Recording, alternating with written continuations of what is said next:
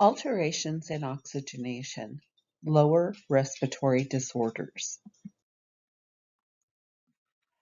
The first disorder we're going to talk about is acute bronchitis. This is an inflammation of mucous membranes in the lungs, usually caused by Haemophilus influenzae or Streptococcus pneumoniae or Mycoplasma pneumoniae, fungal infections, or Aspergillus. These clients usually will experience fever, chills, malaise, headache, dry, irritating, and non-productive cough with sometimes mucopurulent sputum.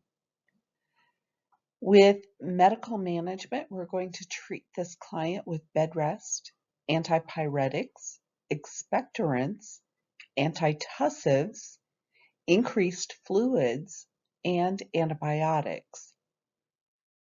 Nurses need to make sure that they're monitoring lung sounds, the client's uh, vital signs, and encouraging the client to cough and deep breathe to keep those lungs open. With pneumonia, this is an inflammatory process that affects the bronchioles and the alveoli. We have different categories. We have radiation, chemical, and aspiration pneumonia, bronchopneumonia, lobar pneumonia, and community-acquired pneumonia versus hospital-acquired pneumonia. These clients will experience fever, chills, a productive cough, and that sputum may be rust-colored or mucopurulent. These clients often have discomfort in the chest wall, so they have pain and malaise. We treat it, of course, with antibiotic therapy, and these clients have to stay well hydrated. Now, I want you to think about this. We have a client that has sputum or secretions in the lungs. If those secretions become dried out, then they become sticky and they're very difficult for the client to expectorate. We don't want that stuff to stay in the lungs. We want them to cough it out. So if we help them stay well hydrated with oral fluids or high humidity in the home, that will help keep those secretions moist so they can now move them around when they cough. We're also potentially going to administer oxygen. These clients are going to require rest. They may require chest physiotherapy and postural drainage. This is basically where the usually respiratory therapy comes in, and they may do clapping or cupping. They may do some vibroacoustics to help move some of those secretions around. Then they position them in different positions, again, to help move those secretions around. We may administer bronchodilators and definitely analgesics and antipyretics and potentially expectorants or cough suppressants. The thing that we need to consider is we want the clients to cough up secretions.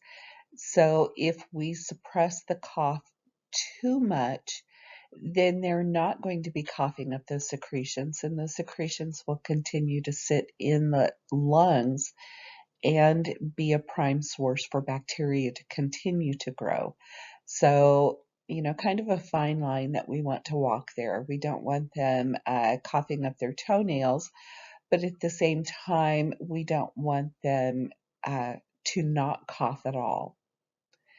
So as nurses, we need to continually do that respiratory assessment, listening for lung sounds, doing the pulse oximetry, maybe obtaining the arterial blood gases, assessing their cough and sputum, encourage those position changes, and the semifowlers might be the best position for them.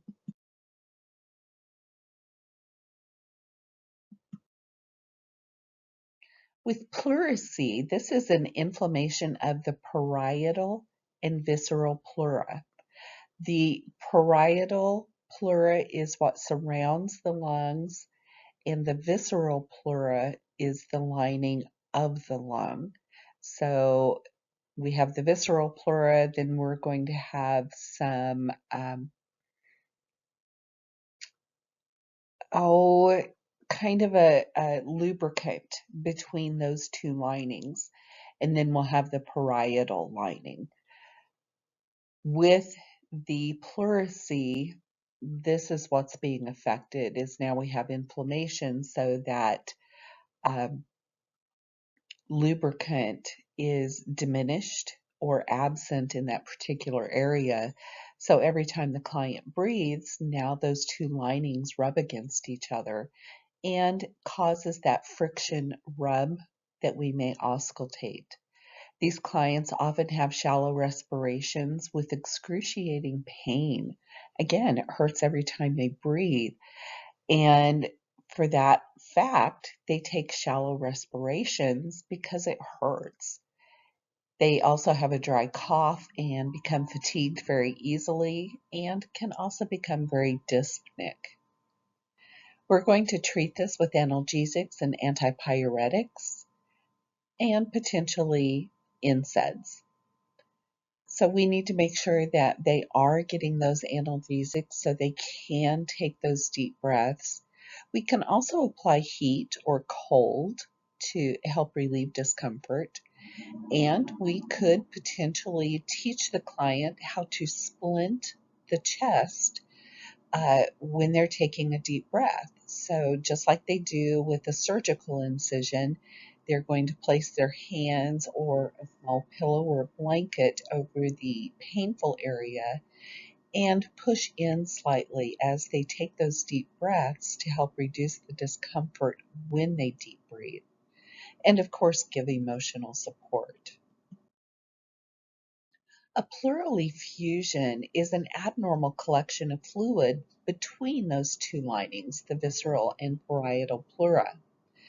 Causes could be tuberculosis or lung cancer or some cardiac issues. These clients will develop fever. They definitely may have some pain, definitely will have some dyspnea, and they may experience that friction rub. We're going to treat it with antibiotics, with analgesics. We may give some cardiotonic medications. We may insert a chest tube, and we will be talking about chest tubes. We could also do a thoracentesis, where we insert the needle into the area of the effusion where that fluid collection is and drain it off.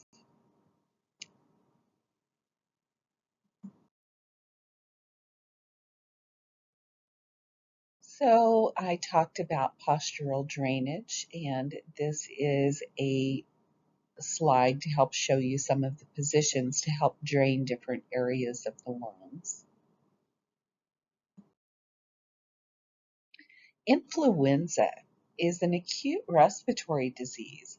Now, I know a lot of people kind of grew up thinking, oh, I've got the stomach flu. Well, that's not really influenza. That's probably more of a gastroenteritis.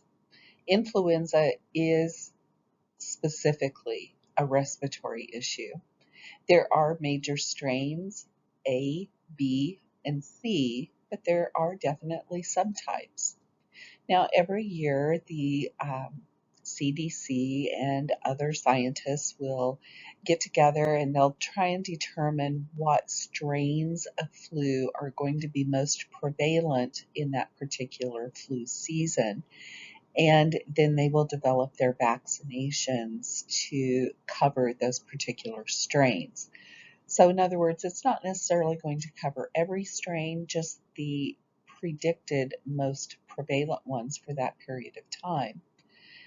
So, vaccinations are going to be really important in that as with the COVID vaccines, it may not prevent the disease, but it can help prevent the severity and the duration of the infection. So these clients often have a severe headache, muscle aches, anorexia, and if you remember, that's going to be a lack of appetite, a sore throat, laryngitis, nasal discharge, and a dry cough. We treat it by encouraging that preventative flu vaccine. If they do come down with the infection, then they should be isolated in the hospital setting to prevent passing this on to others. We should always, as nurses, encourage those vaccines.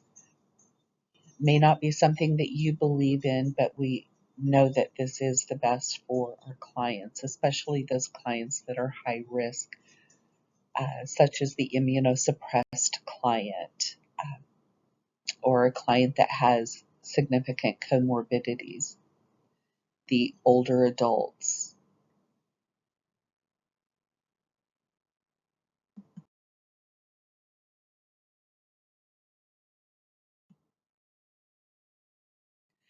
Pulmonary tuberculosis is a bacterial infectious disease that's caused by the Mycobacterium tuberculosis. These clients have an insidious onset. In other words, it's pretty mild and they may not really attribute it to an infectious process. They just start feeling some fatigue and the anorexia. As the disease progresses, then we start seeing some weight loss. Initially, they may have a slight non-productive cough that later will become productive of mucopurulent and or blood-streaked sputum. They also later on will begin experience night sweats, weakness. They will start wasting away.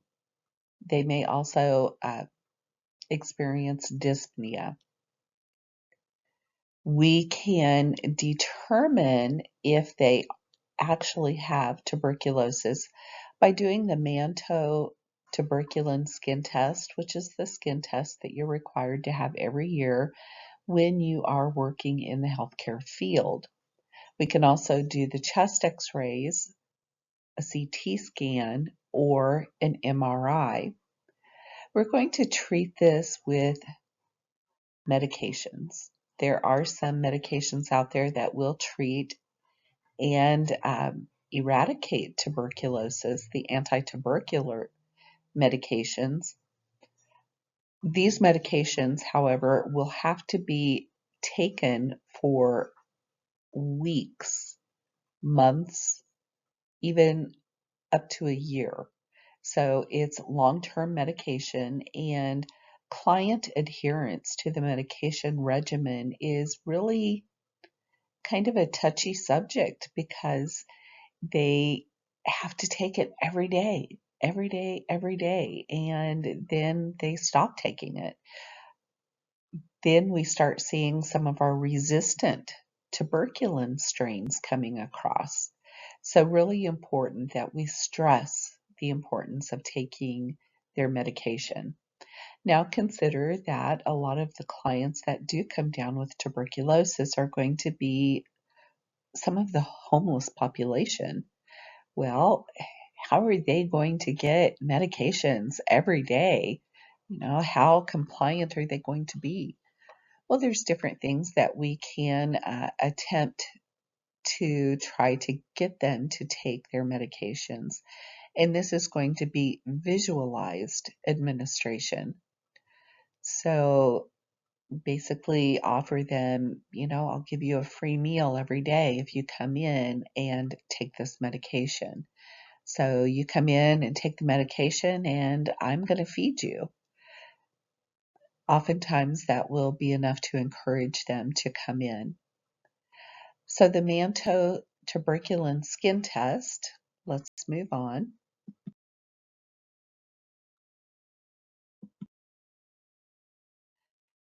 We have to read it after 48 to 72 hours. So be familiar with these guidelines for um, reading a skin test. So again, when you are reading a skin test within 48 to 72 hours, you cannot just look at a site and determine it's positive or negative. You have to actually touch the site. So if you have areas of induration, which is basically some swelling underneath the skin, then you have to measure that induration. So it's going to be a firmness that you feel underneath the skin. So you mark the edges opposite each other, then you measure it to determine how large that area is. So if it's greater than 15 millimeters, then they are probably positive, especially if it's the general public and they have no risk factors. However, if it's greater than 10 millimeters, then we consider them to be positive if they're residents of a long-term care facility, they're IV drug abusers, they're the medically underserved populations, or they have some other health risks. If it's greater than 5 millimeters, which is pretty small, it is considered positive if they have a history of HIV or a positive group or recent close contact with someone that has active uh, tuberculosis. Question. A 17-year-old client's mother has recently been diagnosed with pulmonary tuberculosis. The nurse would expect the physician to order which of the following tests initially: the Mantoux test, chest x-ray, a sputum culture, or a gram stain of the sputum. It would be the Mantoux test. We can do the chest x-ray. We can do the other imaging tests. We can do a culture of the sputum to see if the tuberculous uh, bacillus is there in the sputum. But the first one we're going to start off with would be the skin test. So now we're going to look at some obstructive pulmonary diseases, and the first one we look at is atelectasis. We briefly talked about this in our operative module. If you recall, atelectasis is the collapse of the alveoli. It could be caused by aspiration, a mucus plug, fluid or air tumors, an enlarged heart, an aneurysm, or prolonged bed rest, aka immobility, where the client is not fully expanding those lungs and helping keep those alveoli opened up.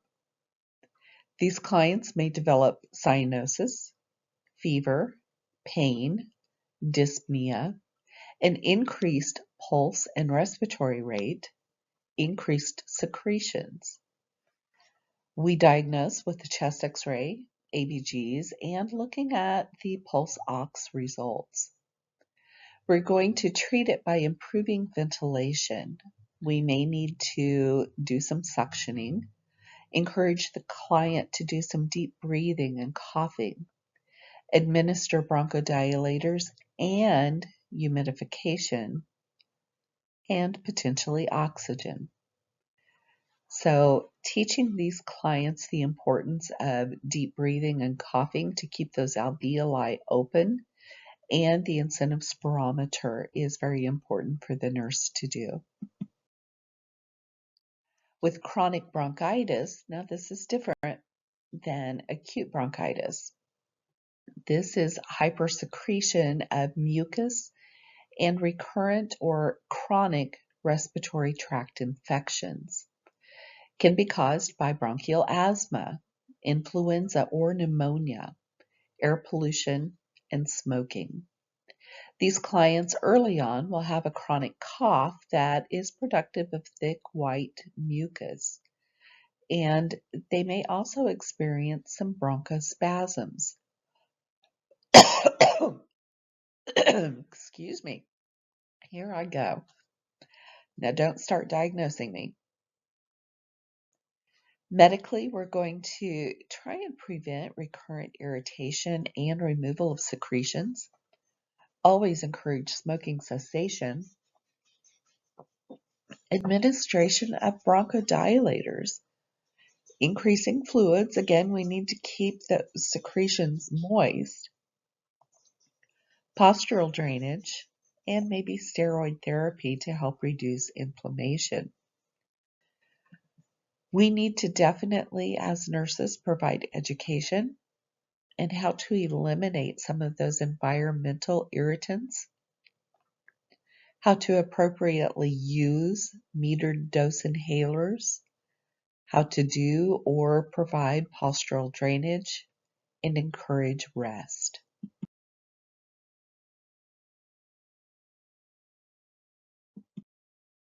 Emphysema is a chronic disease with abnormal distension of the alveoli. We also see marked destruction of the alveolar walls and the capillary beds over a long period of time with permanent damage. In other words, this does not happen overnight. The alveolar walls begin to lose their elasticity, and now air begins to be trapped in the chest. Excuse me. A common emphysema is the common cause of disability, and it's the most common obstructive lung disorder. These clients are going to experience shortness of breath, even with exertion and at rest. We're going to hear wheezing. They're going to have a chronic cough with mucopurulent sputum. Their chest cage becomes rigid. In other words, it's not going to expand and contract the way it is supposed to. Their chest is going to become barrel-shaped because of all of that trapped air. It can't go anywhere, so it just expands the chest over time.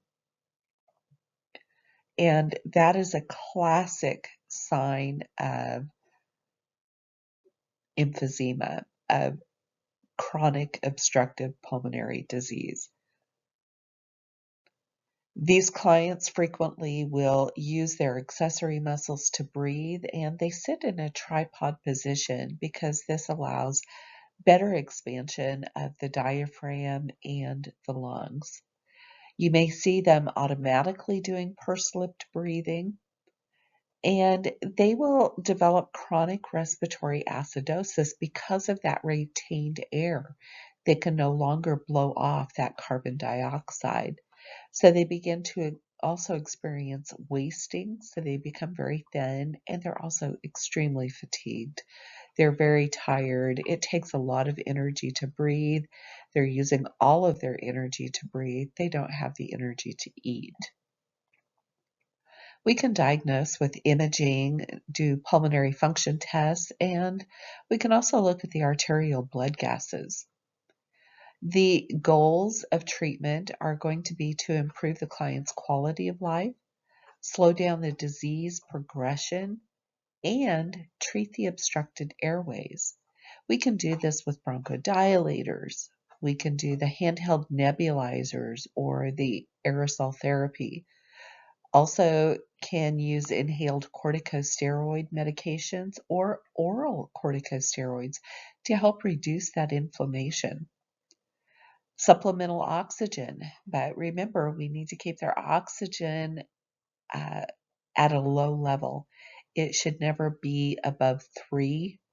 Occasionally, we may bump it up to 4, but that should only be for an extremely brief period of time. And always by nasal cannula, never by mask. We may administer antibiotics if they develop an infection, and encourage those deep breathing, coughing exercises. We can also do chest percussion and vibration to help mobilize some of the secretions and postural drainage.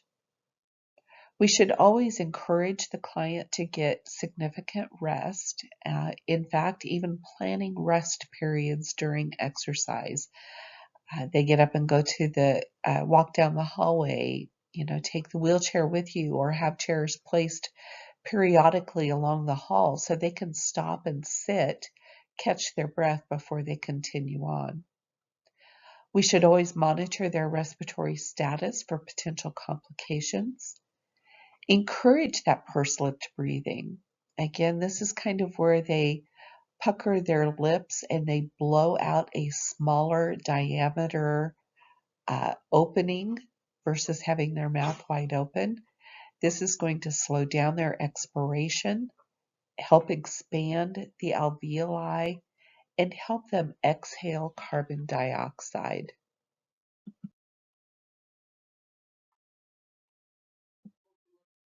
So the client with chronic obstructive pulmonary disease, or COPD, these are the clients that have a chronic bronchitis, the emphysema especially, and sometimes even the asthma. They are going to have chronic issues with their respiratory system. So the COPD or client a lot of times is synonymous with emphysema because they experience a lot of the same symptoms. The thing that's really important to remember with our COPD clients is they have now had a change in their trigger to breathe. Their trigger to breathe normally, you and me, our trigger to breathe is a high level of carbon dioxide.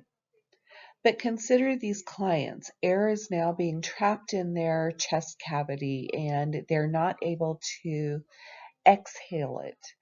And carbon dioxide is an acid. So now they're in a chronic respiratory acidosis. Well, in addition to that, they have just increasing levels of carbon dioxide in their system. So that is no longer their trigger to breathe like it is with you and me. However, their trigger to breathe now is going to be low levels of oxygen. So when their oxygen levels drop too low, now their brain is telling them it's time to take a breath. Well, this is why we have to give them low levels of oxygen if they require supplemental oxygen. If we give them levels higher than a 3 or a 4 for just a very brief period of time, their oxygen level is now going to become too high and they will stop breathing because they've now lost their trigger to breathe. So very important that we never give oxygen to a COPD client by a device bigger than a nasal cannula, and it should never be over 3 liters unless it's for a very brief period of time. So our asthma client. Asthma is basically an inflammation and bronchoconstriction of the airway, frequently caused by a hypersensitive reaction or an allergic reaction. However, it can also be caused by something like exercise. We can have exercise-induced asthma. So these clients are diagnosed through chest auscultation, and wheezing is what we're going to hear most frequently, and pulmonary function studies. These clients are going during an asthma event will be short of breath. They will have wheezing, usually expiratory wheezing, sometimes inspiratory, and a lot of times you don't even need to use your stethoscope to hear the wheezing. They're going to have coughing. They're going to produce thick sputum and prolonged expiration to try and get rid of that air. These clients will be treated by helping to determine what their trigger is for their asthma events. If it's an allergen, what causes them to become short of breath, to experience that bronchoconstriction? Is it pollens? Is it pet dander? Usually it's going to be something that they inhale. It could also be, like I said a few minutes ago, it could be exercise. It could be caused by some type of respiratory irritant. So we need to determine what that trigger is and help the client learn how to avoid that trigger. Maybe administer antihistamines to help decrease that allergic or hypersensitive reaction or response. Provide desensitization, which is going to be basically the allergy shots to help desensitize the client to their allergen trigger. And pharmacological agents such as bronchodilators through metered dose inhalers or your handheld nebulizers, maybe some of your inhaled steroids, etc. So we as nurses need to teach the clients how to use these metered dose inhalers, whether they're using the inhaler itself or they're using a spacer. Children should always use the spacer, or generally recommended to use the spacer, and some of the older adults, just because they cannot manage holding the inhaler to their mouth, squeezing it and inhaling at the same time. With the spacer, we uh, spray the medication into the spacer, and now the client can breathe it in on their own. So sometimes using a spacer device. When to use oxygen, and how to do peak flow monitoring. A peak flow monitor, basically the client is instructed to breathe on this every morning and during periods of respiratory difficulties. So if they have a green result when they blow on this monitor, then they can do whatever they normally would do, take their medications as they normally would take it, just basically continue on with their life. If it shows yellow, then this means that they're having some difficulties. They may need to adjust their medications, take it more frequently. Their rescue inhaler might need to be used, and the rescue inhaler is usually going to be the bronchodilator. They may need to adjust their activity levels. If the meter shows red, then they need to seek medical treatment by either going to the emergency department or to their provider's office.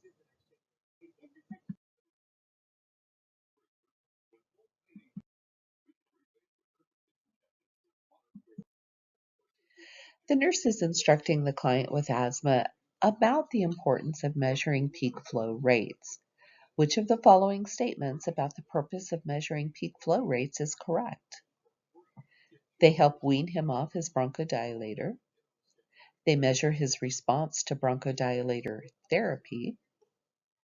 They eliminate the need for blood tests and monitoring of drug levels. Or they determine when he can return to work. Correct answer is B. They measure his response to bronchodilator therapy. So when we administer our bronchodilators, these respiratory medications, if we're doing it by nebulizer or a metered dose inhaler, we should always auscultate the client's lungs before and after the treatment to see if we've made any improvement. But we can also do the peak flow monitor to see if now their Their monitor is showing a better reading post-therapy. A pulmonary embolism is an obstruction of pulmonary arteries or branches, usually caused by a blood clot, but can be caused by an air embolism, a fat embolism, or potentially a foreign object that has gotten into the bloodstream. These clients experience immediate, in other words, sudden onset of pain, tachycardia, and dyspnea. They may also experience fever, cough, blood-streaked sputum, cyanosis, an irregular heart rate, and wheezing. This can be a fatal condition, and these clients require uh, prompt treatment. So we're going to treat it with anticoagulants. We're going to give the intravenous anticoagulant, which would be heparin. Then we may also at the same time begin administering the oral anticoagulants. Uh, they work differently, but they're still going to basically prevent the formation of additional blood clots. They are not going to do anything about blood clots that are already there. They just prevent more blood clots from forming. We can give IV thrombolytic drugs. Now, thrombolytic drugs are designed to destroy existing blood clots.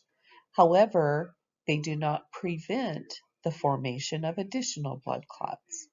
So we're going to have some of the same results in that this can cause bleeding, both medications, anticoagulants, and thrombolytics, but anticoagulants prevent the formation of additional coagulation. They're anticoagulant. Thrombolytic, lysis means we're breaking something up. So we're breaking up the thrombus or the thrombo. So hopefully you'll remember that. The other intervention we could do is we could actually surgically go in and remove the clot in some instances. So basically, it's just really important to help prevent the formation of the deep vein thrombosis to begin with, because this is where most of the pulmonary emboli will come from, is from a breaking off of a DVT that travels to the lung.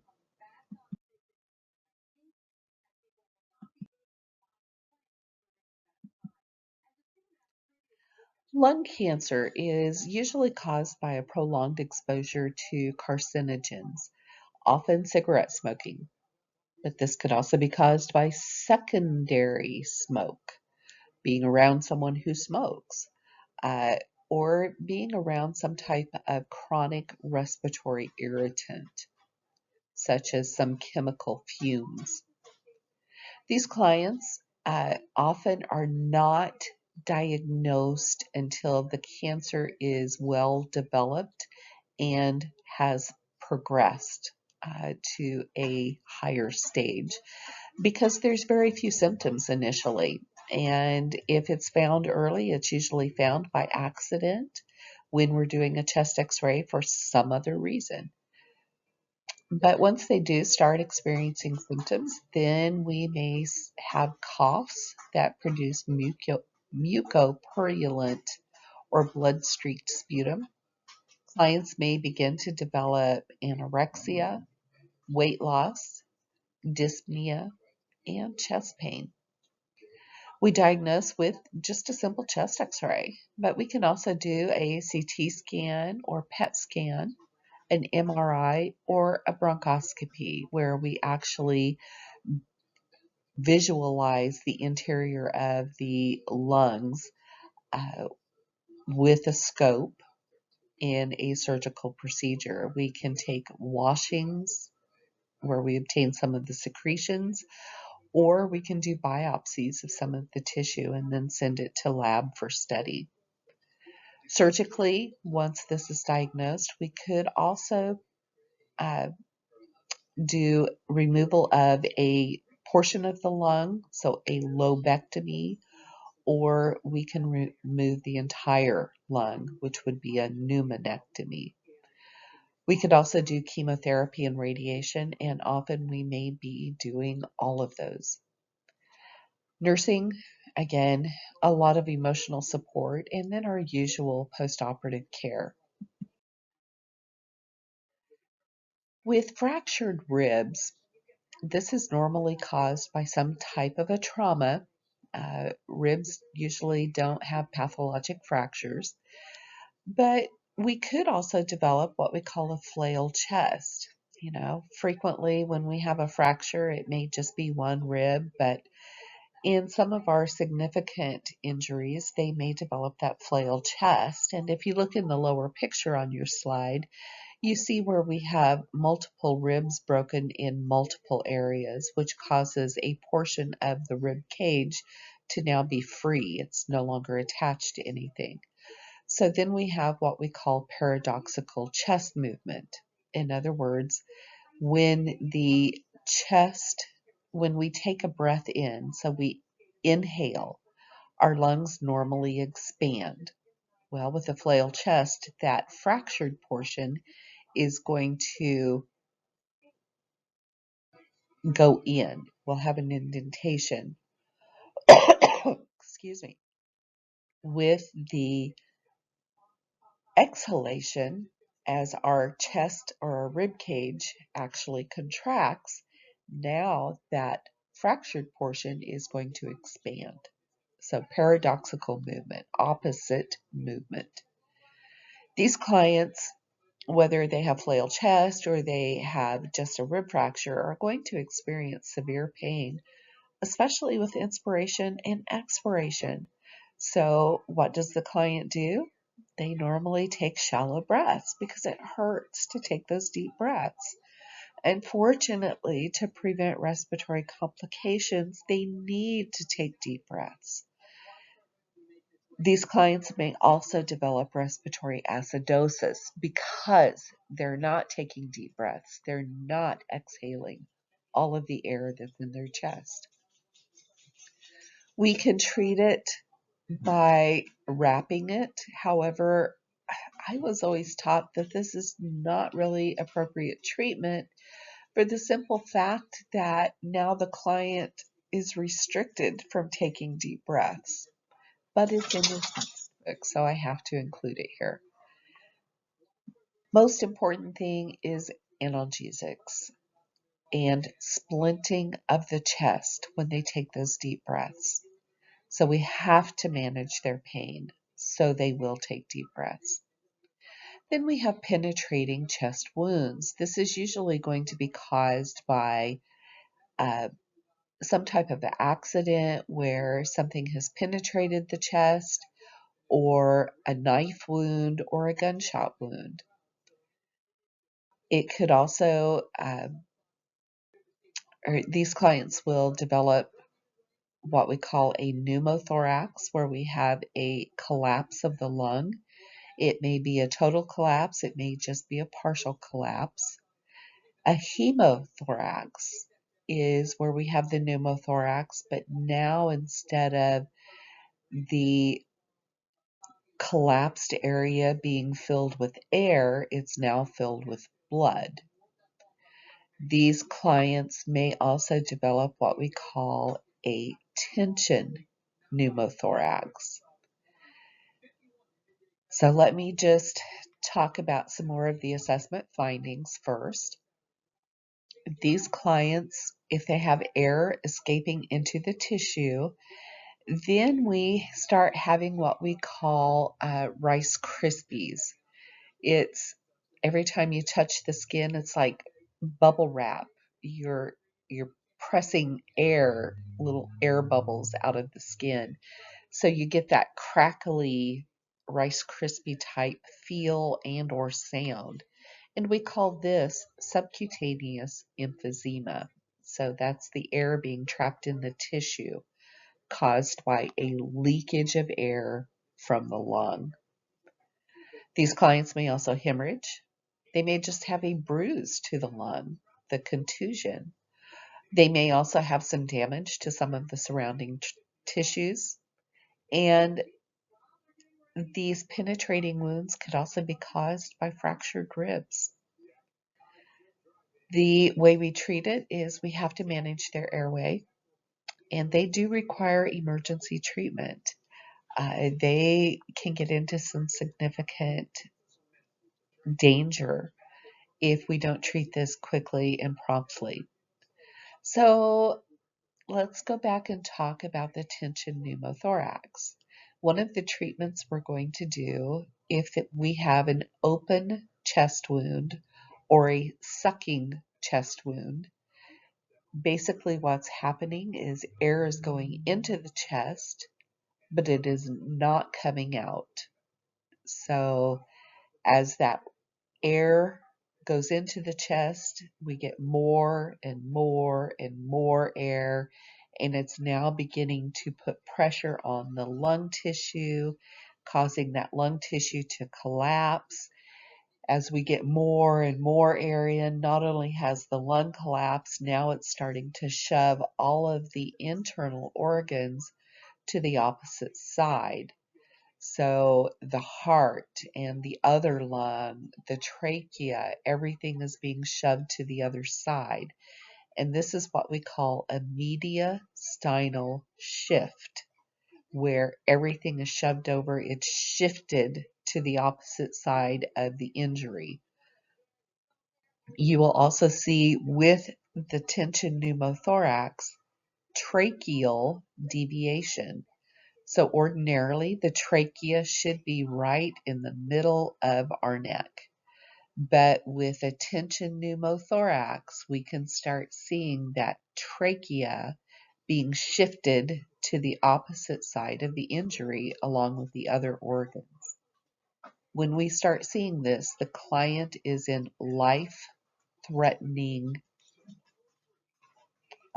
stages, because basically that pressure will just continue to build in the chest until the heart is no longer able to function because of compression by the air, and the opposite lung is no longer able to function because of the increased pressure.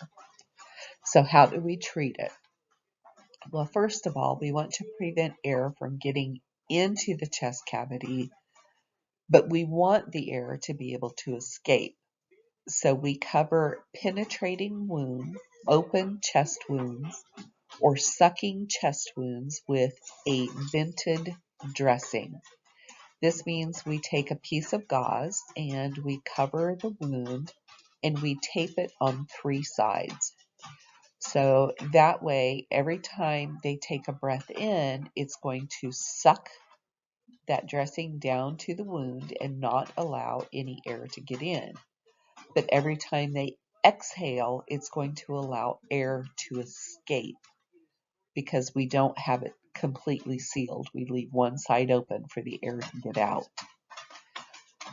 The next thing we're going to do if we start seeing a tension pneumothorax is we have to do immediate needle decompression.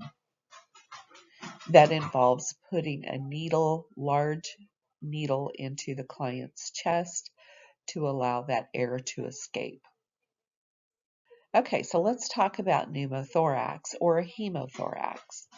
Basically, we want to allow that lung to re-expand, and we do this by placement of a chest tube. Chest tube is sometimes put in at the client's bedside. They will numb the area, make a small incision, and shove this large tube into the chest to help remove that air and or fluid or blood from the chest cavity, so now that lung can re-expand. We can attach that chest tube. It's attached to a drainage system. Usually the systems these days are a disposable system.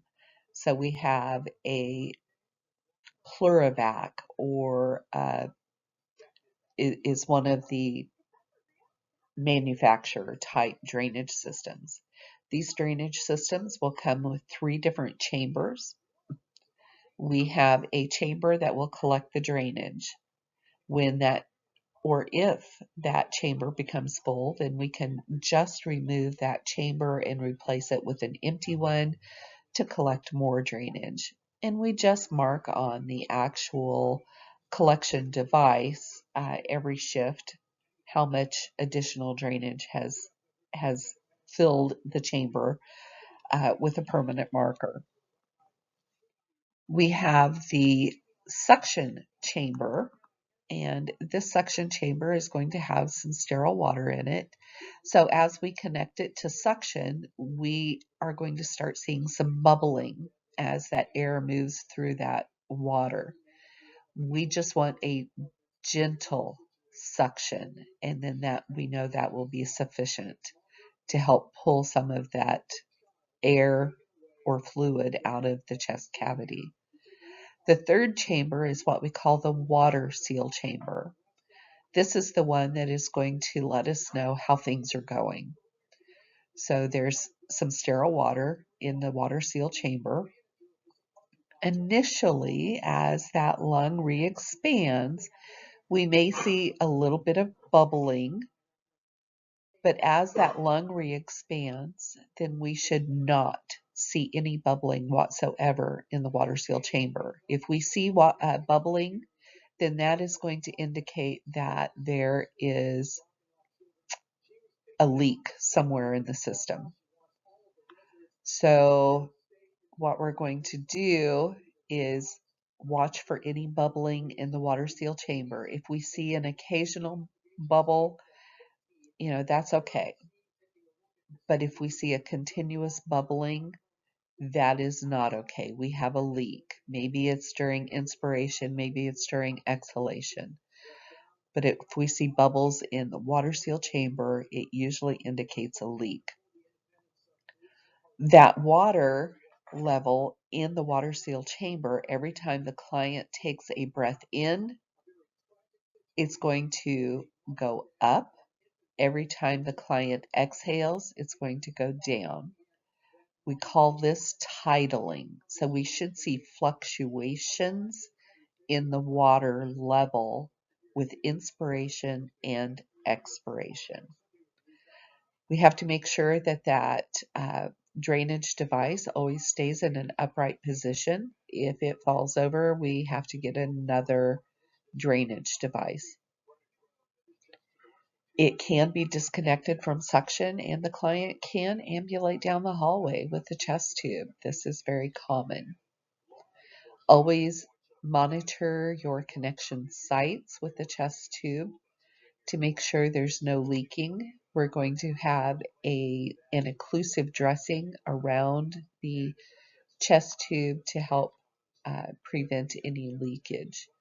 And that will require monitoring every shift and periodically throughout the shift to make sure that the client is still doing well. And this includes the respiratory system.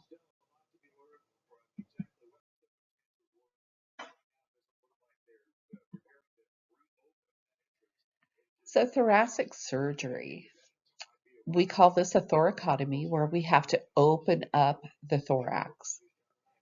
We can do this to remove fluid. We can do it to remove blood or air, to remove tumors, to remove part of the lung, to repair structures, repair trauma, or obtain biopsies. Preoperative, we need to make sure we're doing our lung assessment and getting a good history. Postoperative, these clients will be coming out of surgery with that chest tube.